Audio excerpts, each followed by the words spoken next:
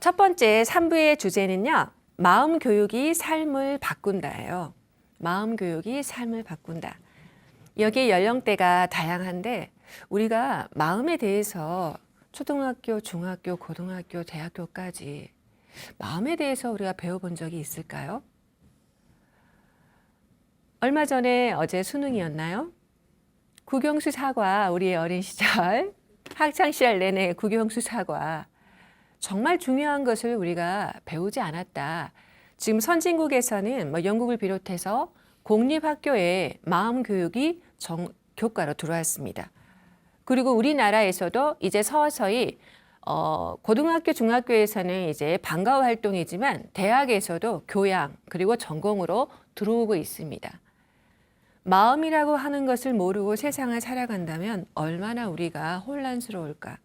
그래서 오늘 세 번째 3부는 마음 교육이 삶을 바꾼다. 이론편으로 해서 왜 마음 교육인가? 우리가 부모가 자기 마음을 알아야 한다.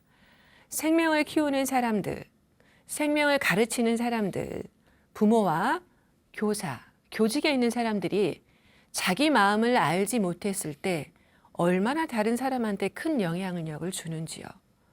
나를 알지 못하고 산다고 하는 것은 제정신을 갖지 않고 사는 것과 똑같습니다. 생명을 양육하고 가르치는 사람은 반드시 나의 영향력을 확실히 알고 내 마음을 알아야 합니다. 그래서 이제 마음에 대해서 한번 알아보겠습니다. 즉, 지피지기, 지기, 나를 알아가는, 부모, 내 마음을 알아가는. 그래서 부모, 마음의 중심을 세우다. 마음을 양육하라. 부모는 자녀가 만나는 최초의 어른이에요. 최초의 남성이고, 최초의 여성이고, 최초의 사람이고. 부모가 하는 걸 통해서 아이는 배웁니다. 부모가 어떤 마음으로 세상을 살아가는가 그 태도를 아이는 배우고 그대로 이 세상에 뿌립니다. 그래서 마음을 양육해보자 주제로 시작하죠. 자, 부모의 나이는 자녀의 나이와 같습니다. 여러분, 자녀가 태어났을 때 우리 한국에서는 태중 나이까지 합해서 1살이라고 하죠. 부모도 1살이에요. 한 번도 키워본 적이 없고 부모도 부모로 다시 태어나는 거거든요. 그건 자연스러운 것은 아니에요. 그것은 새로운 마음가짐이 필요한 거죠. 뇌과학 연구에 의하면 자녀를 낳은 어머니의 뇌는 구조적으로 기능적으로 변화합니다. 본능이죠. 지금은 애로는 아이를 키울 수가 없기 때문에 좀 더 진화하는 것이죠. 그 나이만큼 우리는 성장했을까? 아니면 어쩌다 부모가 됐을까? 그거에 대해서 한번 부모도 다시 태어난다. 아이처럼. 그래서 여러분, 나의 부모님, 우리 지금 이제 부모인 분도 있고 부모가 될 분도 있고 여러분의 부모님은 어떤 분이셨습니까? 한번 생각해 보세요. 아버지, 최초에 만난 남성, 그리고 어머니, 최초의 어른. 나의 부모님은 어떤 사람이었나? 마음이라 하는 것은 어느 순간 생겨난 것이 아니라 오래도록 나한테 전해져 온 것이거든요. 부모님은 어떤 사람이었을까가 굉장히 중요합니다. 저는 이제 상담 현장에 있기 때문에 상담을 할 때 자녀를 데리고 왔는데 이것이 자녀의 문제인가 부모의 문제인가 그거부터 생각합니다. 그런데 안타깝게도 많은 부분이 부모의 문제인 경우가 많아요. 그것은 우리가 우리 부모님을 생각하지 않고 내가 있을 수가 없기 때문이죠. 여러분의 부모님은 어떠셨는지, 나를 어떻게 대해 주셨는지. 예를 들자면 이런 식으로 할 수 있습니다. 아버지 하면 생각나는 형용사 3개. 어머니 하면 생각나는 형용사 3개. 우리가 많은 시간으로 하는 게 아니라 일일이 말할 수 없지만 저를 예를 들자면 저희 아버지는 원칙적이고 통제적이고 학구적인 분이셨어요. 그래서 항상 심부름하면 10원짜리 하나도 갖다 드려야 되는 정확함. 그 돈에 집착해서가 아니라 정확성의 문제라고 생각하셨어요. 우리 아버지를 괴롭히는 방법은 거스름돈을 늦게 주는 거. 그 정확하신 분이셨어요. 우리 어머니는 어떤 분이셨냐? 헌신적인 분이셨어요. 희생적이고. 그러나 다혈질임. 그래서 이제 부모님들, 어린 시절 부모님들의 싸움이 아이한테는 정말로 큰 전쟁이잖아요. 지금 물어보면 우린 싸운 적이 없다. 우리만의 대화 방법이었다라고 말씀을 하지만 영향력을 모른 채 한 행위는 얼마나 큰 우리한테 아픔을 주기도 하고 상처를 주기도 합니까? 우리 부모가 나한테 날 어떻게 대했던가부터 우리는 자기 자신을 알아가기 시작합니다. 상처와 대물림에 대해서 제가 이제 간단히 해봤는데요. 여러분의 삶 속에 부모님의 사고방식이나 부모님의 행동이 혹시 반복되고 있지 않습니까? 저는 이제 우리 아버님께서 너무나 검소하신 분이셔가지고 수돗물을 그냥 켜놓으면 안 돼요. 지금도 수돗물 잠그라는 아버지의 소리가 들려요. 잠궈! 예, 잠궈. 그리고 불 꺼! 하는 소리 있잖아요. 옛날 분들 그러시잖아요. 그 소리가 지금 저한테 들려요.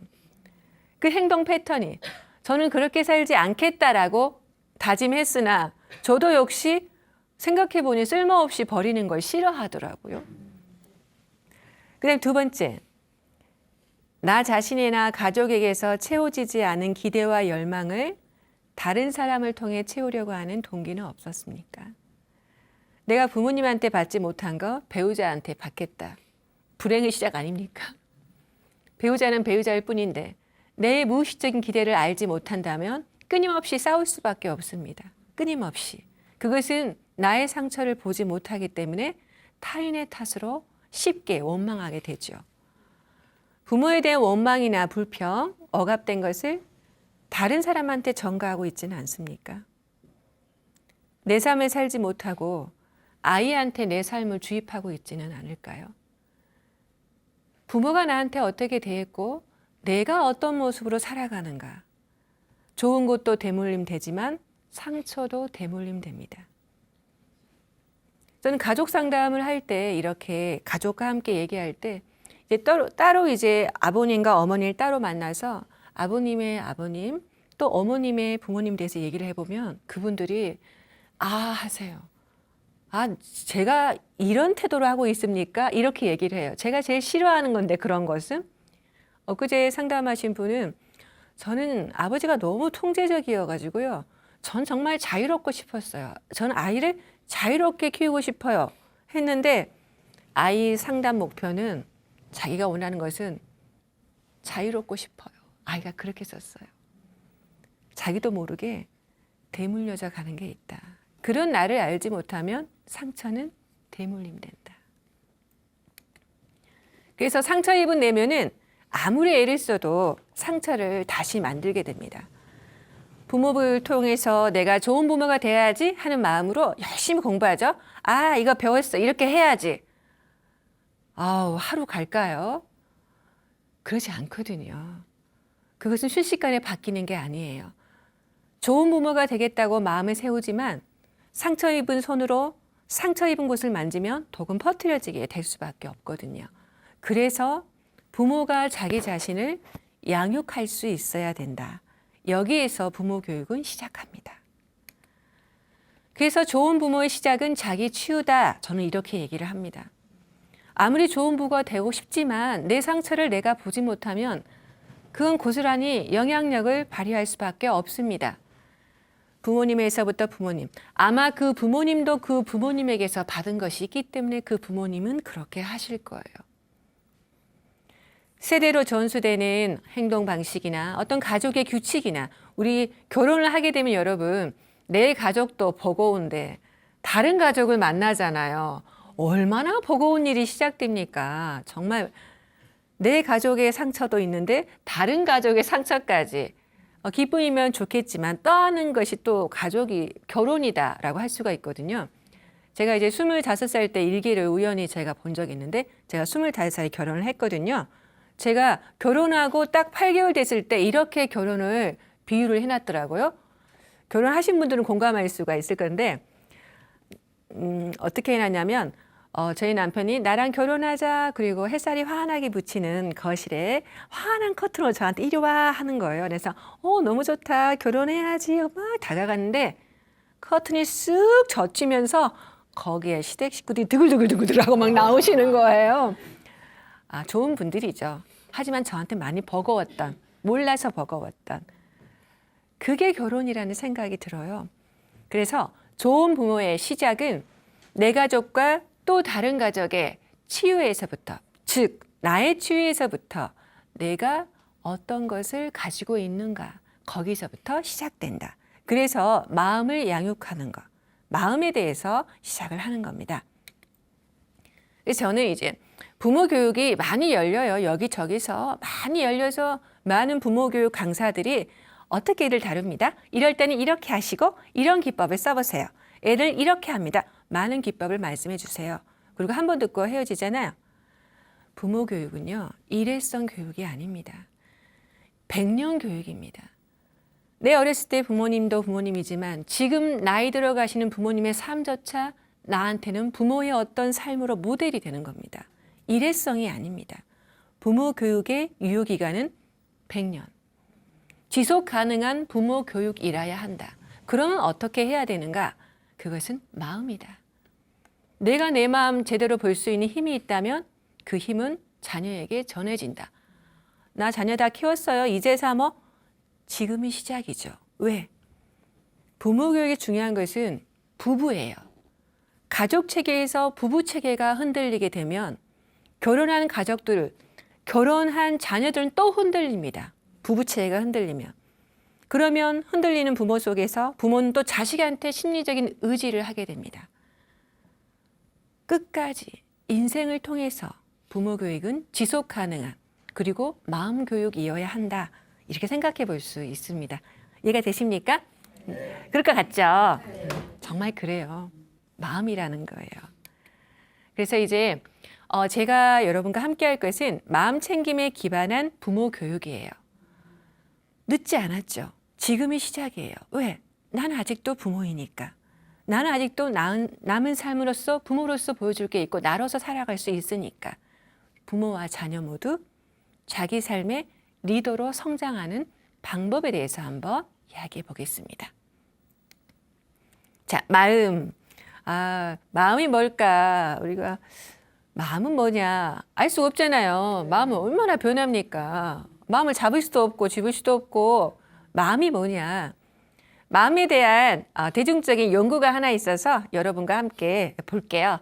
걱정을 연구한 학자가 있어요. 우리 많이 걱정하고 살잖아요. 우리 인간은 걱정하고 사는 것이 진화의 한 방법입니다. 걱정을 해야 새로운 것을 만들어내온 게 인간의 진화의 역사니까요. 자, 이 걱정을 연구한 결과입니다. 볼까요?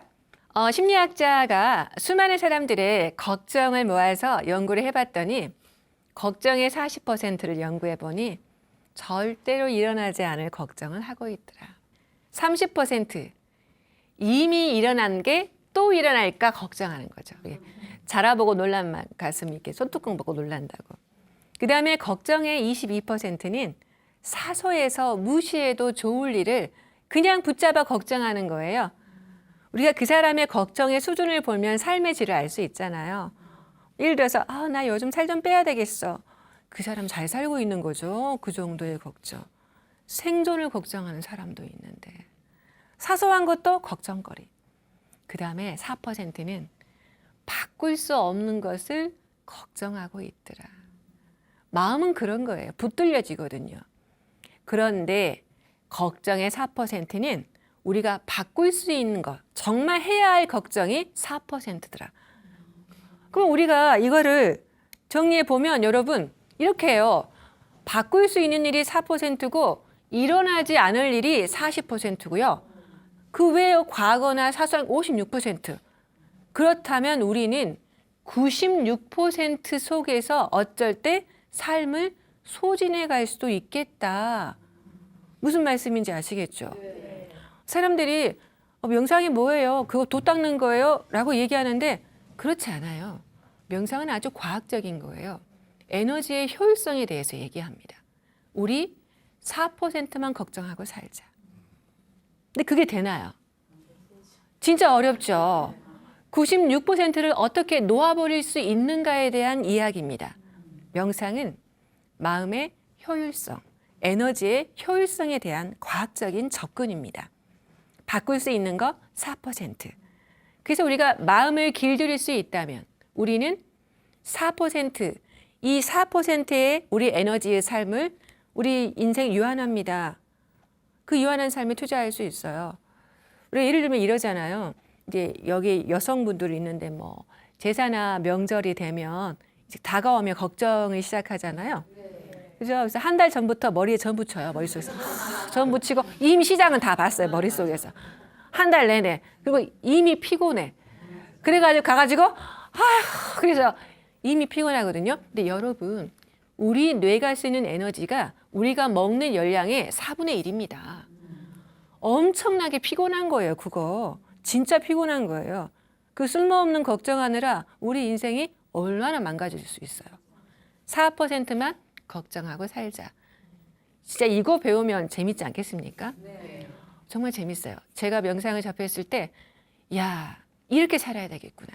이렇게 살아야, 이렇게 깨어있으며 살면 내 인생이 조금 더 질적으로 좋겠구나. 기법으로서 배우시는 겁니다. 자, 바로 이겁니다. 이 4%더 가치 있는 것에 집중할 수 있을까? 자, 왼쪽에 뭐가 있죠? 꽃에 물 주고 있죠? 오른쪽에 뭐가 있어요? 쓰레기 봉투. 여러분, 우리가 살다 보면 누군가 나한테 쓰레기를 투척하거든요. 쓰레기 같은 말이나 쓰레기 같은 행동, 나처럼 나한테 그렇게 느껴지는 것들. 누가 나한테 그걸 던졌을 때 그것을 붙들고 살잖아요. 아, 저 사람 너무 나빠. 어떻게 나한테 그럴 수가 있지? 그 쓰레기를 붙들고 그 쓰레기와 함께 며칠을 삽니다. 아, 이 쓰레기 그 속에서 계속해서 그 사람의 한 말이 내 안에 들어와서 그 사람을 원망하고 자책 내가 진짜 그런가? 그 쓰레기 속에서 짧게는 몇 시간, 길게는 한평생 살 수도 있습니다. 어린 시절의 강력한 부정적인 말들은 우리 인생에 계속 리플레이 되는 녹음기가 돼버리거든요. 이 쓰레기를 내려놓고 여러분 왼쪽에 보시면 꽃에 물 주고 있잖아요. 우리의 4%, 물 주는 삶, 우리 인생을 조금 더 효율적이고 가치 있게 사는 4%에 집중할 수 있을까? 이거에 대한 이야기입니다. 남이 준 쓰레기를 내 쓰레기인 것처럼 인생을 산다는 거 얼마나 힘든 일입니까? 근데 우리 그렇게 살 경우가 많아요. 여러분 가슴에 손을 생각을 한번 해보세요. 내가 정말 그러지 않다고 자신할 수 있는가? 이 쓰레기를 어떻게 내려놓을까? 그래서 여러분 심리학에서는 인지 도식이라고 얘기하는데 괴로움도 습관이다. 습관이에요. 자기 안에는 어떤 인지적인 패턴이 있어요. 예를 들어서 나는 뭐를 해도 안 될 거야. 또는 나는 사랑받지 못할 거야. 나는 인정받지 못할 거야. 나는 어떻게 해야만 돼. 자기도 모르게 자기 안에서 만들어진 그 인지 도식이라 마음의 패턴이 있어요. 그게 습관처럼 평생을 통해서 그 속에서 살아가고 있을 수도 있는 거예요. 그게 환상이죠. 그거는 삶이 아니라 내 안에 그런 틀 속에 사는 거예요. 그런 마음에서 벗어나는 것에 대해서 말씀을 함께 해보죠. 루이스 헤이라는 유명한 상담학자가 있습니다. 이 루이스 헤이라는 사람은 이런 글을 썼어요. 베스트셀러 세계적으로 우리 한국에서도 베스트셀러인데 병의 발발과 재발은 그 병을 만드는 심리적 패턴이 바뀌지 않았기 때문이다. 여러분 혹시 똑같은 질병이 나한테 계속 지속되고 있다면 혹시 이게 몸의 문제가 아닐까? 마음의 문제 아닐까? 우리가 이제 변비나 설사 같은 건 이미 굉장히 심리적인 것이고 그 몸과 마음이라고 하는 게 연결돼 있거든요. 그래서 이 사람이 이렇게 얘기했어요. 내담자가 나에게 올 때마다 그가 얼마나 심각하든 그 사람이 내려놓는 내면의 작업을 한다면 정말 나아질 거라 생각한다.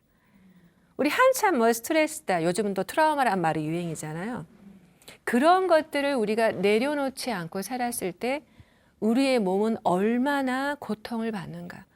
저는 상담의 장면에서 많은 고통을 받고 있어요. 그 사람이 이렇게 얘기해요. 저는 그냥 어깨가 아플 뿐이에요. 저는 그냥 변비인데 너무 심해요. 여러분, 변비가 뭡니까? 변비는 똥이 이렇게, 죄송합니다, 똥. 이 똥이 이렇게 내려가지 않고 붙들고 있는 거잖아요. 물어보세요. 나는 뭐를 붙들고 있는가? 내 몸이 붙들듯이 내 마음이 뭔가 붙들고 있는 건 아닌가? 몸과 마음이 연결돼 있어요. 그래서 마음이라고요. 마음이라고. 그래서 이렇게 자동적으로 작동이 돼서 내 몸에 영향을 주고 있다는 거예요. 몸과 마음에 큰 관련성이 있습니다. 마음은 자동적으로. 우리가 처음에 운전할 때는 엑셀하고 핸들 돌리고 옆에 시선 보고 막 이렇게 천천히 하나하나 보지만 지금 운전할 때는 어떻게 합니까?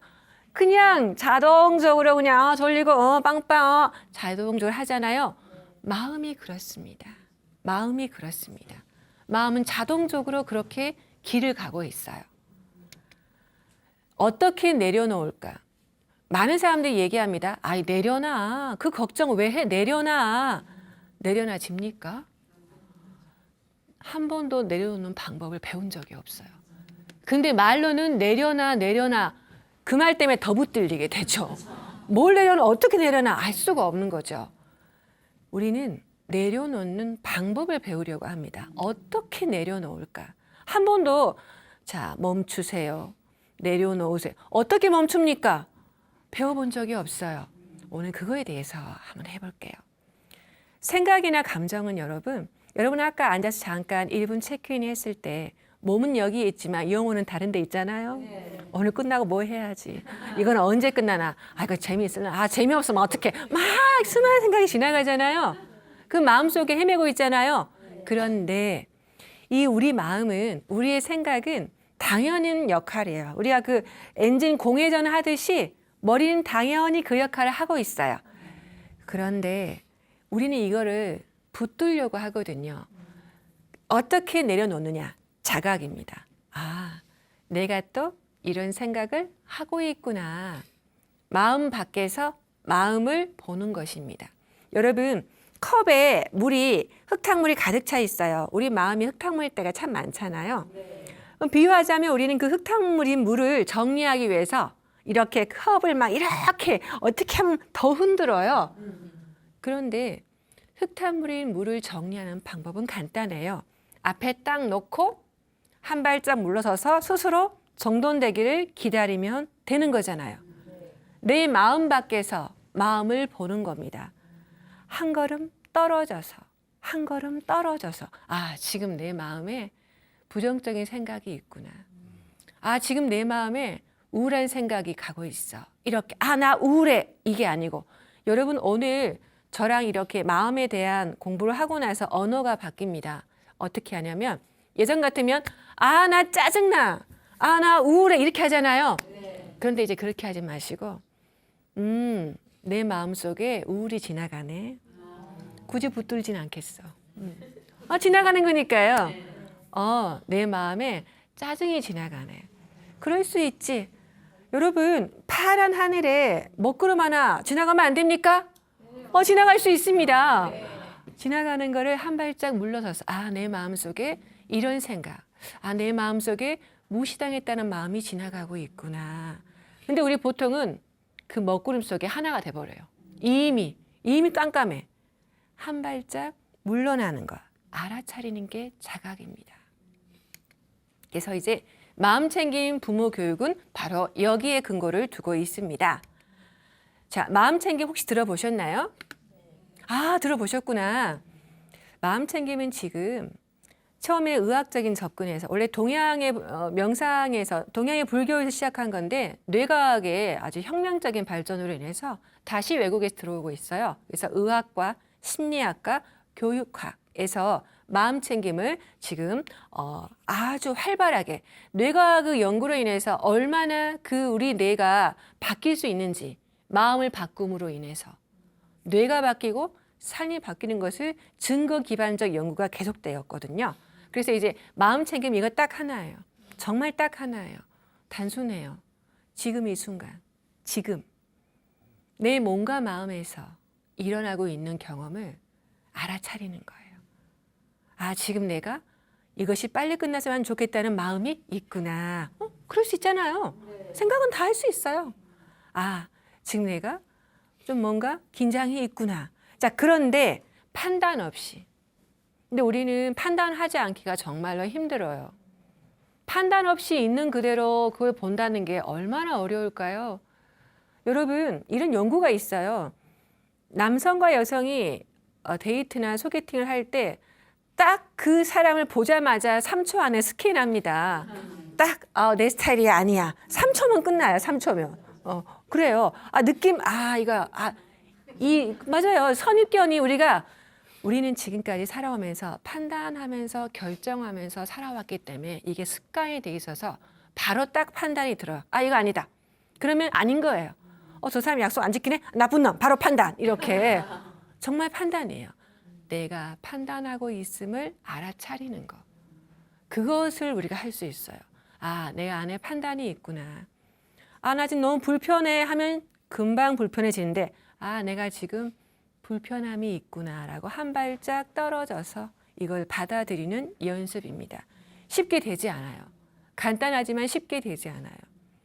연습입니다. 지금 이 순간 내 몸과 마음에서 일어나는 경험을 알아차림하되 판단 없이 판단하고 있음을 내가 알아차리면서 있는 그대로 받아들이는 연습입니다. 좀 더 쉽게 얘기해 볼게요. 여러분, 생각이나 느낌이나 감정이란 것은 마치 시냇물에 떠내려가는 종이배와도 같은 거예요. 종이배나 낙엽이나 떠내려가잖아요. 걔들은 원래 그렇게 하는 게 자기 역할이에요. 근데 그것을 우리가 쉽게 그 종이배에 탑승을 하거든요. 그 낙엽에 탑승을 하는데 그게 아니라 한 발짝 떨어져서 내 마음속에 이런 생각이 지나가고 있구나. 내 마음속에 지금 슬픈 마음이 드는구나. 그 마음이 있구나. 한 발짝 떨어져서 관찰하기입니다. 여러분 여행 좋아하시죠? 네. 여행이 진짜 이 삶에서 한 발짝 떨어질 수 있는 거잖아요. 그래서 사람들이 여행 가요. 지긋지긋해. 나 정말 떨어지고 싶어. 거기 가면 아무 생각도 안 나잖아요. 마음 챙김은 삶의 여행입니다. 여러분 삶에서 많은 역할을 맡고 있습니다. 아빠 역할, 엄마 역할, 회사원, 아들, 모든 역할. 그 역할에서 한 발짝 떨어져서 우리는 인생의 여행자 아닙니까? 우리 삶의 여행자입니다. 근데 그 역할에 너무 몰입해서 주인공처럼 살아버려요. 감독처럼, 관객처럼 한 발짝 떨어져서. 그래서 여러분, 제가 이 생각과 행동의 메커니즘을 적어놨어요. 우리는 생각이나 판단을 하면 믿게 되고 그 믿음은 감정으로 가고 그것은 행동으로 갑니다. 예, 한번 들어볼게요. 아침에 여러분이 현관 밖에 딱 나오는데 앞집에 사는 젊은 세대 부부가 있다고 칩시다.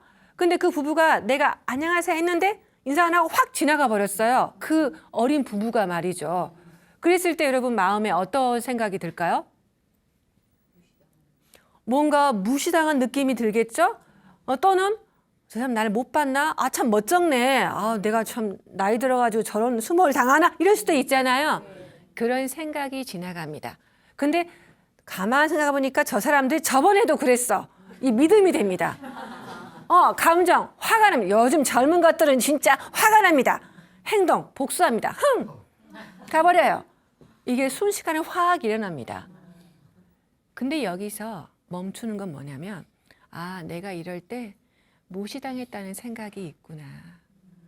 판단 중지, 과로입니다. 아직 그거에 대해서 판단하지 않고 내 마음속에 지금 그런 마음이 있구나. 거기 생각에서 멈추는 겁니다. 멈추지 않으면 순식간에 우리 이미 행동하고 있거든요. 자동적으로. 마음은 빛의 속도예요. 여러분 여기에 앉아있지만 순식간에 수십 년 전에 상상할 수 있어요. 여기에 앉아있지만 2년 후 죽기 전 임종도 상상할 수 있어요.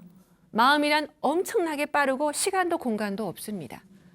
마음은 그런 거예요. 거기서 내가 지금 이런 생각을 하고 있구나. 자녀를 가르칠 때 아이가 또 사고 쳤을 때 이 손이 그냥 나가는 것을 보지 않습니까? 손이 동시에 지금 내 마음에 화가 나는 거를 한 발짝 물러서서 보는 겁니다. 화가 난 사람이 화를 멈출 때는 어떨 때 멈추냐면 내가 화가 나 있음을 알아차렸을 때, 그때 멈춥니다. 감정이라 하는 것은 1분 30초. 이 과학자들이 연구를 해보잖아요. 모든 슬픔이나 뭐 기쁨이나 모든 이런 것들 감정이 지속 시간이 90초예요. 1분 30초.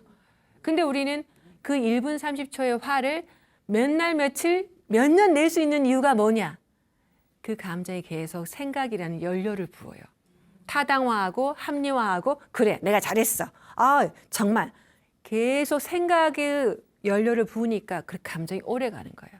한 발짝 떨어져서 아 지금 내 마음에 이런 감정이 있어라고 보면은 거기에 더 이상 덜 휘말리게 됩니다. 마음을 다룬다는 거 판단 중지 한 발짝 떨어져서 그 마음을 보는 겁니다. 마음 밖에서 보는 거죠. 그래서 여러분 그림 보세요. 한 발짝 떨어져서 지그시 바라보기. 약속을 했는데 예를 들어서 며느리가 늦게 왔어요.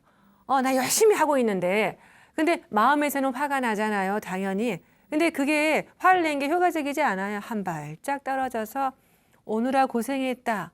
그 말 한마디가 그날 하루의 가족 분위기를 바꾸죠. 한 발짝 떨어져서. 우리가 떠오르는 대로 다 말하면 세상은 쓰레기통이 될 거예요. 마음은 수많은 걸 생산할 수 있으니까요. 한 발짝 떨어져서. 여기 이게 지금 새가 2마리 있잖아요. 저 한 마리 새가 우리가 명상을 통해서 만들어가는 게 저게 메타인지예요. 나를 바라보는 의식을 하나 키우는 거예요. 아, 내가 지금 게으르구나. 아, 내가 요즘 나태하구나 하고 나 자신에서 한 발짝 떨어져서 나를 보는 눈. 이게 메타인지예요. 아마 여러분들은 메타인지를 많이 경험하셨어요. 예를 들어 막 게임을 하다 여러분 게임을 막 하다가 막 승부욕 발동해가지고 막 하다가 갑자기 어느 순간 내가 못한다고 이렇게 여기에 목숨 걸고 있지 이런 순간들 있잖아요. 네. 그게 메타인지예요. 한 발짝 떨어져서 관객의 눈으로 감독의 눈으로 내 삶을 제3자 눈으로 봐보는 거예요. 이게 연습입니다. 그래서 우리가 호흡을 합니다. 여러분 호흡이라는 것은 자동적으로 숨 쉬어지는 거잖아요. 그잖아요. 우리가 뭐 숨잘쉬기 대회 이런 거 없어요. 그냥 쉬어지는 거예요. 호흡이라고 하는 무의식적인 것을 한 발짝 떨어져서 볼 수 있다면 내 마음속에 무의식적이고 자동적인 것들도 한 발짝 떨어져서 볼 수 있겠구나. 지금 여기 호흡이니까. 무슨 말씀인지 아시겠죠? 네네. 자, 그래서 마음 챙김의 태도는요, 여러분. 한 발짝 떨어질 때 호기심을 가지세요. 아, 이 마음은 또 어떻게 변할까? 마음은 계속 변하잖아요. 영원하지 않아요. 근데 우리 영원할 것처럼 화를 내거든요. 그러지 않아요. 모든 게 영원하지 않아요. 아, 이 마음은 또 어떻게 변해갈까? 조금 더 친절하게. 아, 내 자신에게. 명상이 중요한 건 나에게 친절해야 되는 거예요. 아, 내가 이럴 때 이런 마음이 드는구나. 자책이 아니에요. 아, 그럴 수 있지. 내 자신에 대해서 공감해 주는 거예요. 그래. 이럴 때 이렇게 하는데 이제 이 마음은 어떻게 변할까? 이렇게 알아차리는 것이죠. 그래서 여러분, 무엇을 물려줄 것인가? 자녀한테 무엇을 물려줄 것인가? 돈 여러분 아시잖아요. 필요한 만큼 뭐 돈이 있으면 좋지만 우린 자녀한테 정신적인 유산, 삶을 살아가는 근본적인 가치, 마음. 부모는 처음으로 만나는 자녀가 만나는 마음 선생님입니다. 감정 코칭 처음으로 만나는 선생님. 아, 감정은 저렇게 다루는 거구나. 아, 마음을 저렇게 행동을 쓰는 거구나. 아이는 자기가 누군지 모를 때부터 배웁니다. 부모는 최초로 만나는 마음 교사, 마음 선생님이라고 할 수가 있습니다. 지금 이 순간도 우리는 부모입니다. 그리고 누군가의 부모가 될 것입니다. 아, 내가 누군가의 마음 코칭. 누군가를 위해서가 아니라 내 자신을 위해서. 내 마음이 에너지를 가지고 효율적인 삶을 살기 위해서. 그래서 이제 여러분 마음 챙김은 삶의 파도를 피할 수는 없죠. 그러나 타는 법을 배울 수는 있어요. 여기 이렇게 여러분 아무렇지 않게 이 자리에 앉아 계시지만 지금까지 살아오면서 얼마나 많은 역경을 딛고 이 자리에 앉아 있는 겁니까?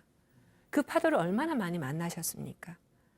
그 파도를 우리가 한 발짝 떨어져서 거기에 아, 나 너무 힘들어, 나 죽겠어 라고 그 안에서 머무는 게 아니라 한 발짝 떨어져서 아, 지금 이것은 내 삶에 어떤 것을 어떤 의미가 있을까? 삶의 파도를 타는 법을 배우는 겁니다. 그래서 현명한 부모는 이런 연습을 통해서 내 마음을 양육하고 나답게 살아가고 자녀도 그것을 본으로 자녀에게 보여주게 됩니다. 이 3부는 여기까지입니다. 이해가 되십니까? 네. 현명한 부모는 내 마음부터 먼저 양육한다였습니다. 감사합니다.